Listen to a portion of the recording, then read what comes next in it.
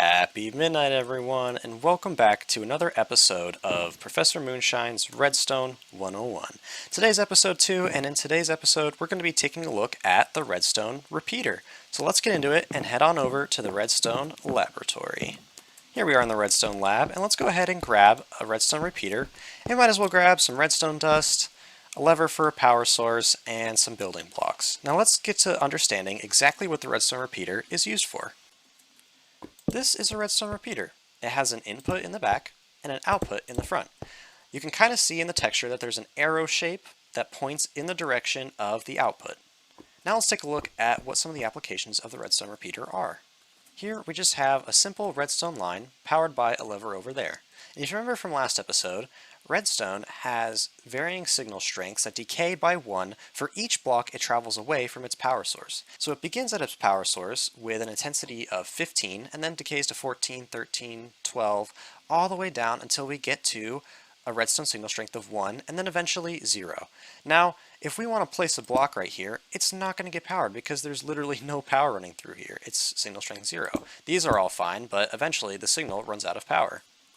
This is obviously pretty limiting because we might have contraptions that require a redstone signal line to be longer than 15 blocks. We might have to carry a strength from my base over to a farm 100 blocks away. So this is exactly where the repeater comes in. The repeater is able to take an input of any signal strength, whether it's 15 or just 1 or somewhere in between, and it's going to output a signal strength of 15. So even though we only have a signal strength of 1 right here, as you can see right here, we're able to output a signal strength of 15. And it's like that for all of these. Now, a repeater is directional, as I mentioned before. So if we place one like this and turn this on, the whole line's fine. It takes the input from here and sends an output of 15 out, and that makes the whole line powered. But if we were to take this and reverse it so that it goes that way, and then turn this on, you can see we don't get any kind of output out here. That's because the arrow, as we can see here, is facing this way, meaning this is the only direction that this repeater can output a signal. So let's do a brief recap. Repeaters can take any signal strength as an input and then output a signal strength of 15, allowing you to repeat a signal as long as you need. And second, repeaters can only carry a signal strength in one direction, namely out the front of their output. Now, another use for repeaters is to add a delay to your circuits. So let's go ahead and place a repeater on this line. Repeaters have 4 stages. This is the default stage, and if we right-click, we can go to the second stage, the third stage, and the fourth stage. All 4 of these stages add some amount of delay to the circuit. So in the first stage, we add 1 tick of delay. The second stage adds 2 ticks of delay, 3 ticks, and 4 ticks. And a tick is equal to 0.1 second. So right now, this is a 0.1 second delay, then a 0.2 second delay, 0.3, and 0.4.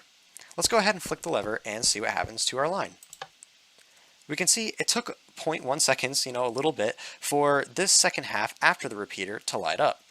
We can also chain repeaters off of one another. So if I add 2 more, let's set this one to 4, and this one to 2. Nope, that's 3. 2. This is going to be even longer, precisely 0.4 plus 0.4 plus 0.2, which is 1. So we're going to have 1 whole second of delay between when the input reaches the first one and when the output occurs. So let's watch that happen. And there we go, a full second of delay between the input into this repeater and the output from this one. Now, you may remember a problem from our last episode that we encountered, where redstone running directly next to these kinds of redstone interactable blocks doesn't get powered just by being next to it. The redstone needs to go into the block. Now, repeaters can actually help with this. Let's change up this setup and see in what way. Here we have the same setup except for one change. As you guys can see, I've gone ahead and added repeaters that face into the redstone components. You guys can probably already guess what's going to happen when I flick this lever. Exactly, they all get powered, every single component. The lights turn on, the pistons extend, all of that. And that's again because the redstone repeaters are taking a signal as their input and outputting it directly into these redstone components. So they're able to direct the redstone signal towards components. Now, another kind of funky thing that repeaters can do is direct a signal into a block. And I'll talk about block powering in a future video all on its own. For now, we're just going to take a look at this one example just so you can have a complete understanding of the repeater. So if I activate this, it's taking a redstone signal and directing it into this block, and that's actually allowing this to become powered. The reason for that is because this block is becoming what's called strong powered. Again, I'll go over powered blocks in a future video, but just know that this is capable of happening because the repeater is taking the signal and moving it directly into this block. The final thing that repeaters can do is lock other repeaters. I'm going to show you guys exactly what that means in just a second. For now, let's go ahead and put a repeater in this system and turn it on.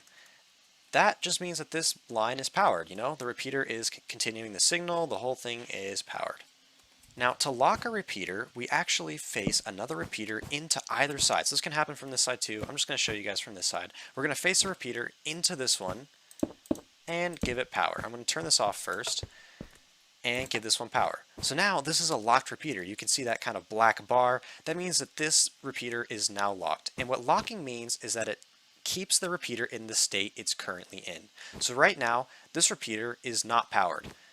And it's locked, which means that even if we put power into the back, it's going to remain an unpowered repeater because we've locked it with this one.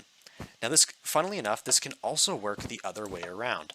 So if we go ahead and send the signal through, right, the signal is just traveling through, and then lock it, we're going to lock this repeater in a powered state. So that even by removing the power input, it's still outputting the same signal strength. So that's essentially how repeater locking works. Having a signal strength come into the side by another repeater locks this one in the state it was currently in. So let's once again review all the things we've learned about repeaters. Number one is that repeaters take an input of any redstone strength and they output a strength of 15. Number two is that redstone repeaters only work in one direction, so they can only output a signal out of their front and not any other way. 3 is that repeaters can be used to create delay by altering the tick marker on them. 4 is that repeaters can direct a signal into a redstone component or a block. And lastly, repeaters can be locked using other repeaters to keep them in the state that they were in before they were locked. Alright, ladies and gentlemen, so now that we've learned all about repeaters, let's see if you guys can use your newfound knowledge on a quiz. That's right, I'm going to construct a quiz around repeaters and see if you guys can solve a quick problem. So here we have the problem. I've made a circuit with a red lamp, a blue lamp, and a green lamp, and I want you guys to take a moment and see if you can predict which lamps are going to light up when I turn this lever on. I'll give you guys a moment to look at the contraption from a few different angles maybe. And now I'll just give you guys a few seconds to think of your answer. Alright, let's go ahead and flick the lever. So yeah, if you said the red lamp or the blue lamp, you're correct.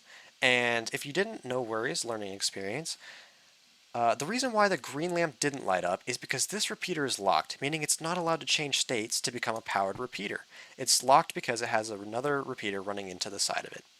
Now, let's move on to problem 2. So we have the same setup, but now this lever is on and all 3 of the lamps are lit. I'm going to give you guys a few seconds to think about what's going to happen when I turn this off instead of on. Nothing's really changed, so I won't spend too long looking at it. Alright, now think about your answer for a few seconds. And if you knew that these ones were going to turn off, but this one was going to stay on, congratulations, you got that right, and you guys pass the repeaters course. I mean, everyone passes. It's a YouTube video. Now you know the answer. But anyway, if you didn't get this right, I'll just quickly explain it. So we still have this locked repeater. I didn't change that between the two problems. The only thing that changed was that it was powered before, so it being locked made it stay powered. And that's why this green lamp stayed on while the others were allowed to turn off. Hopefully that makes sense. That brings us to the end of episode 2. If you guys have any questions that are related to repeaters, leave them in the comments and I'll be sure to answer them as best I can. I hope you guys enjoyed today's video. If you did, leave a like and subscribe if you want. No worries if not. And shine on, little stars, as always.